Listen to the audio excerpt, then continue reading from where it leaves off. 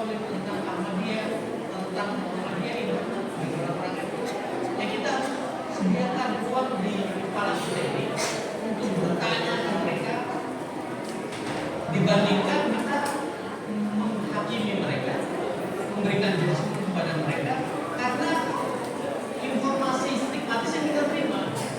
Saya bilang, bela stigma itu biarlah jadi privilege, jadi keistimewaan bagi mereka yang tidak pernah sekolah.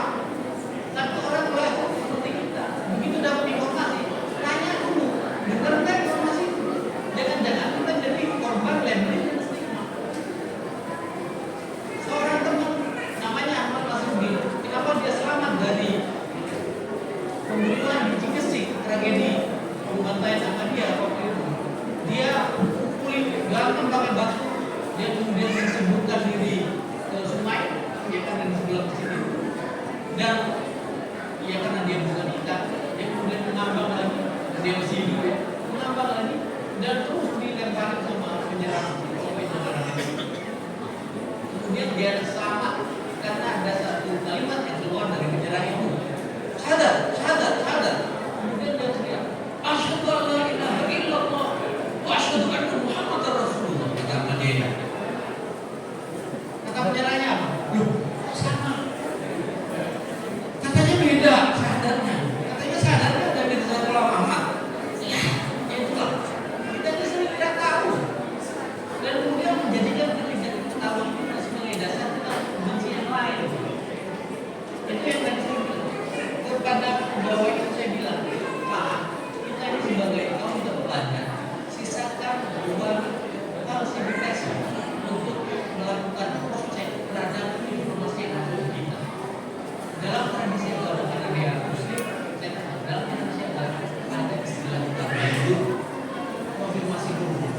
Jangan kalau dengar kitab sucinya Ahmadiyah Al-Qirah, kemudian Ahmadiyah buyo-buyo, tidak, tanya dulu, cari tahu dulu, tahu itu.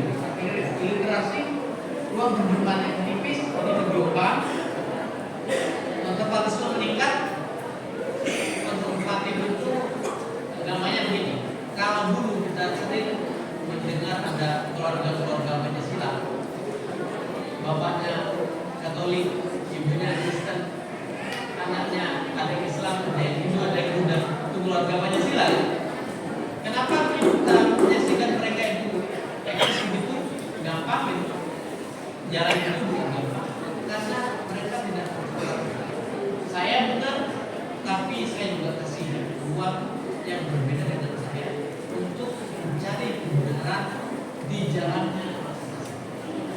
Kalau sekarang masyarakat kita cuma saya paling benar dan yang lain paling salah. Nah, sudah paling harus sampai kapan? Kalau sudah begitu cara pandang, saya paling benar dan yang lain masih salah. Nah, itulah konservatisme. Next, terakhir itu peningkatan kapasitas kognitif itu artinya kekuatan gerak. Kalau dulu, kalau kita kontrol beda, filenya kita nggak berani bang. Datangnya itu Koramil, datangnya ke Kapolres, kemudian Kapolres dan Koramil, kemudian lewat Bawin Kamtipmas, lewat Bawinsa itu mendekati panitia pembinaan. Sekarang enggak.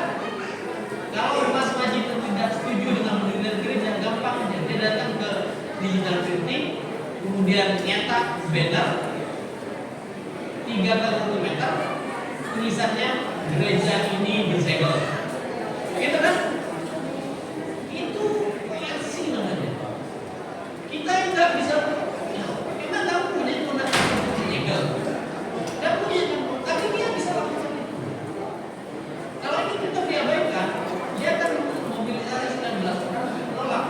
Kalau tetap juga tidak, dia kemudian datang dengan bambu, dia cabut pagar bambu tetangga sebelah, kemudian dia pakai untuk persekusi.